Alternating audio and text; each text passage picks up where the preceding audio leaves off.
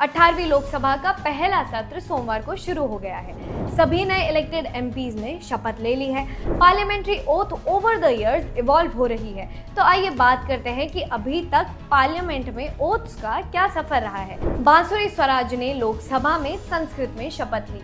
अहम बांसुरी स्वराजः यः लोकसभाया सदस्यत्वेन निर्वाचितः ईश्वरस्य नामना शपे। अरुण गोविल ने मंगलवार को संस्कृत भाषा में शपथ ली।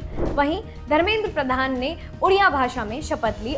मु धर्मेंद्र प्रधान लोकसभार सदस्य रूपे निर्वाचित होई ईश्वरंक नाम शपथ करुछि जे। और महुआ मोइत्रा ने बंगाली में आमी महुआ मैत्र लोकसभार सदस्य निर्वाचित हইয়া ईश्वरेर नामे शपथ करितेछि। इस शपथ ग्रहण समारोह में भारतीय संस्कृति के विभिन्न रंग और भाषा की विविधता दिखाई दी है। प्रोटेम स्पीकर भर्तृहरि मेहताब ने पीएम नरेंद्र मोदी को एक सांसद के तौर पर शपथ दिलाई और पीएम नरेंद्र मोदी ने हिंदी में शपथ ली। एमपीज इंग्लिश या 22 भाषाओं में से किसी में भी शपथ ले सकते हैं।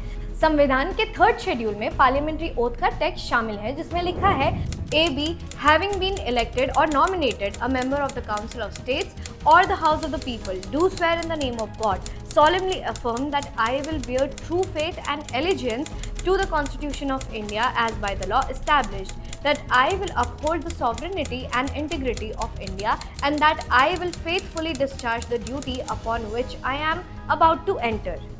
रफली एमपीज हिंदी या इंग्लिश में ओथ लेते हैं। पिछली 2 लोकसभाओं में संस्कृत भी एक लोकप्रिय भाषा रही है, जिसमें सांसदों ने शपथ ली। 2019 में 44 और 2014 में 39 सांसदों ने संस्कृत में शपथ ली। सांसदों को अपने इलेक्शन सर्टिफिकेट में लिखे नाम का उपयोग करना होता है और शपथ के पाठ का पालन करना होता है।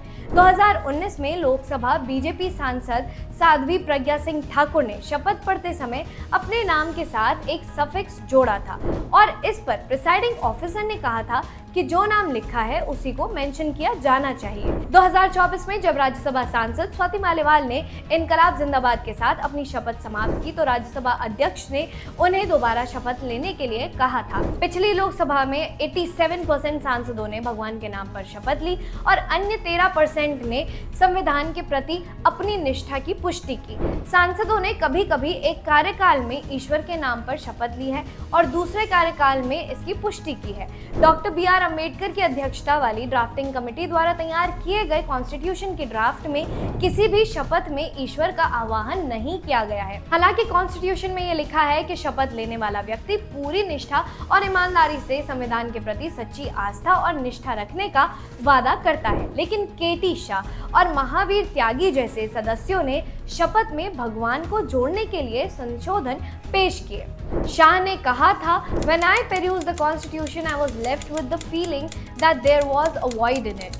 We had forgotten, I do not know why, to invoke the grace and blessing of God। त्यागी का आर्गुमेंट था, Those who believe in God will swear in the name of God, and there will be liberty for those agnostics who do not believe in God only to solemnly affirm, so that there will be freedom for one's faith। लेकिन शपथ में ईश्वर जोड़ने पर भी औरों को असहमति थी और अंबेडकर ने संशोधन स्वीकार कर लिया था। उनका कहना था, To some people, God is a sanction.